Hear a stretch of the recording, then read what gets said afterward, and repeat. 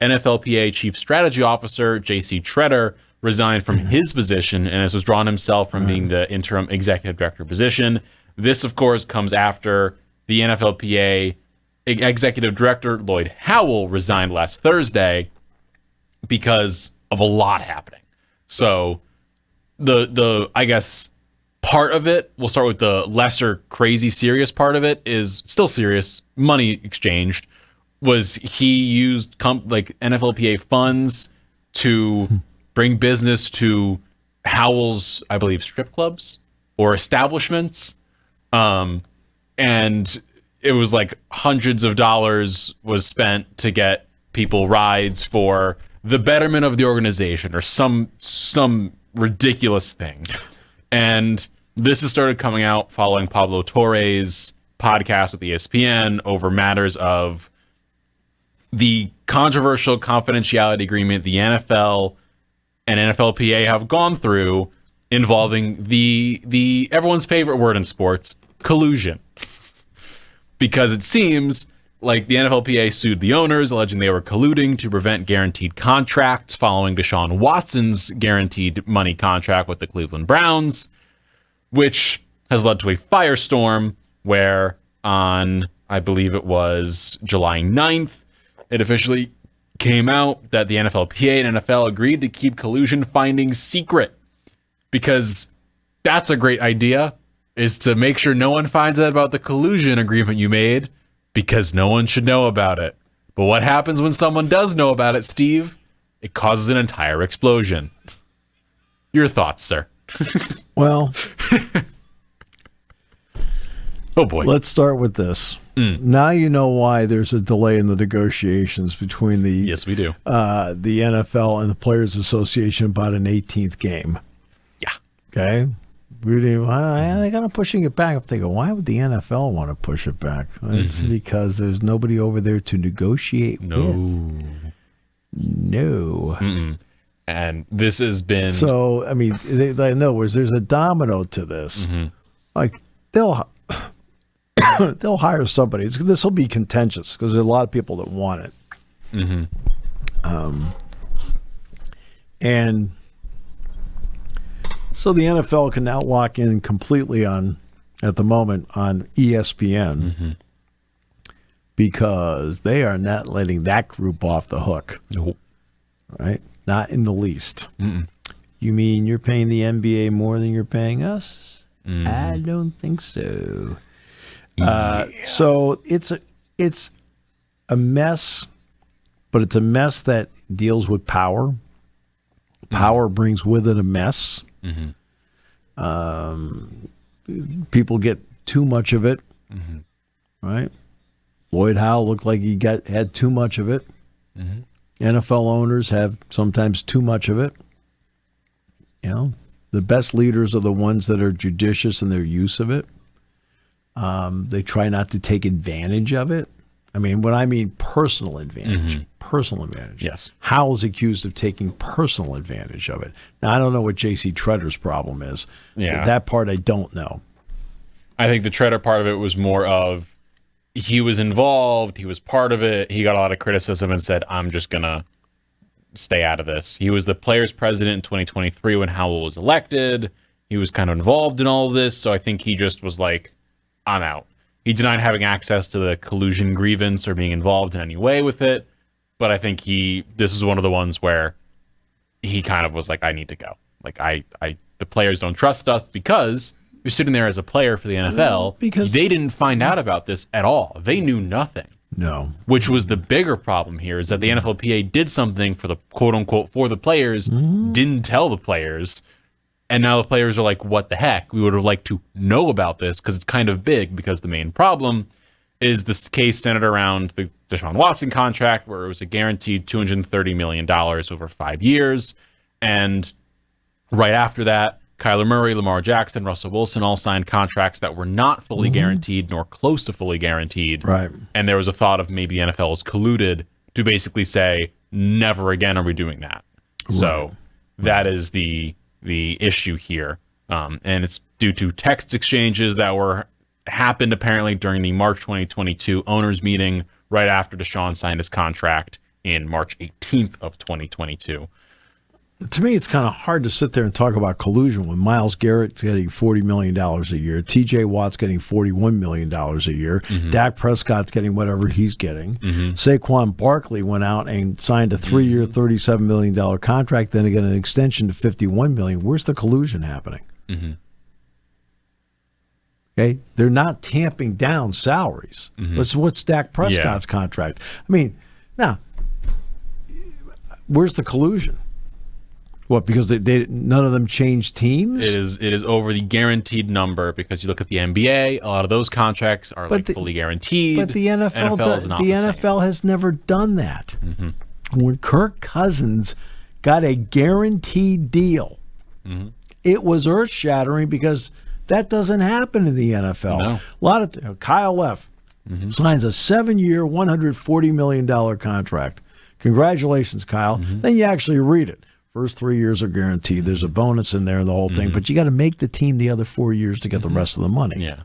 Well, And- that's how most of it works in the NFL. I have the list of guaranteed contracts at signing pulled up right now. The largest guaranteed is Deshaun Watson's, $230. The next closest is Josh Allen's at $147 guaranteed. Right. He's averaging, of course, $55 million a year. He got $330 million over 6. So he's guaranteed less money, but you would assume he's going to be there for all 6 years and get all the money. So it's a part of the weirdness of contracts, the NFL, and also the NFL and NBA have different contractual outlooks because you can trust health more in the NBA than you can in the NFL, where you're constantly, if you're a quarterback, to some extent. Yeah, they give you a third of the season off. Yeah.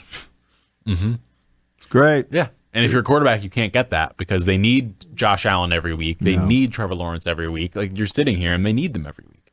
By the way, you mentioned TJ Watt. We'll bring that up. 3 years, $123. He got $41 million a year. The highest paid contract for anyone in the NFL that is not a quarterback. He beats out Jamar Chase by like $750,000 to that number. He is also ahead of Myles Garrett by $1 million too. So the edge / outside linebacker / defensive end market has now been reset with the new high number of TJ Watt. So it is just, again, something to monitor going forward. Well, no, this is what happened. Quite simply. Myles Garrett set a bar. TJ Watt clears the bar. It's kind of how it works. Now it clears the bar for the Micah Parsons signing. He'll get more than TJ Watt. I mean, that's all we're doing here. It's just changing, going up and changing the bar. Then there's going to be somebody sitting there making $35 million a year, looking around saying, "I'm being disrespected." Like, kind of hard for the guy running a jackhammer in the street to sit back and relate to that. Yeah. But that's where we are with it. But the salary part of it is. Again, the collusion part, it's hard for me to picture the collusion part when I'm seeing these kind of numbers that I have never seen in the history of the NFL. I've never seen that. Never. I think the collusion is just purely based around the fact that this all happened and I'm not and saying, it was in private. And I'm not saying that it didn't happen. Quietly didn't. I'm not saying that. But it's hard to prove when you're... If I'm an attorney in a courtroom, I'm like going, well, explain to me why Myles Garrett got $40 million a year. Explain to me why T.J. Watt's getting 41. Why Micah Parsons is going to get, let's just $1 billion. Let's just say 43. You know, why is Jamar Chase getting this number? Why is T. Higgins getting this number? Why is Joe Burrow getting this one? He said, where's the collusion? Where? Guys are keeping their players and they're giving them more money to do it. Saquon Barkley went on the market.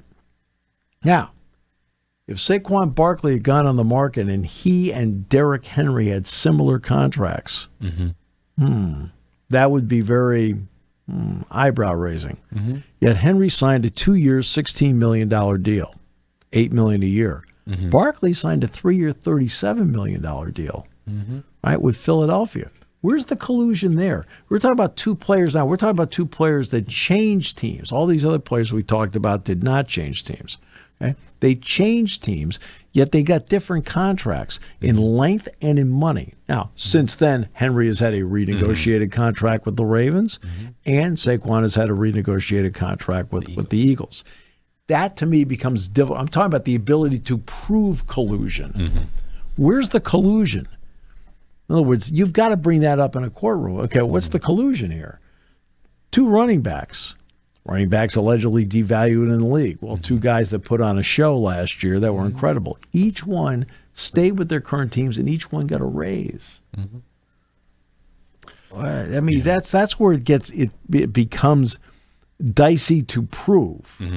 Which is why I'm guessing these agreements were signed by the NFL and NFLPA. One was over the collusion, over the guaranteed money on contracts. The other part of it, the NFL sued the NFLPA because they were alleging in 2023 the running back market, they were quote-unquote feigning injury to not have to play to then get more money in free agency, or they thought they weren't being paid in free agency enough. Right. And so the running backs made this whole thing. And so both sides had issues with each other. Right. Well, Here first, we now yeah, sit. I mean, the devaluing of a running back is something I've fought against for a long time Because you see the value of Saquon Barkley, and you're like, this dude is crushing it. Now, I realize the college game is a bit different than the NFL game, but you don't think I don't go into every single Penn State game? You know, for the last 3 years now, going to a 4th year, with the idea of what Nicholas Singleton and Katron Allen mean. Like, to every game. Like, I mean, every game. Yeah. So I've never taken to the idea of devaluing running backs. Right? Because and you see the improvement, for example, Singleton and Allen, especially Singleton in the passing game. Allen was a better in the passing game coming in than Nick was. But now they're both terrific in the pass game. Well, that's additional touches in a game. And we saw Singleton break a few of those out this year for 30, 40 yards. Right, but we're seeing across the board, whether it's the NFL or with college football, I've never understood the devaluing of a position where a guy's touching the ball 20-some odd times a game between receiving and rushing, as opposed to a receiver who's touching the ball 7 times a game. See, that's the part I've never quite...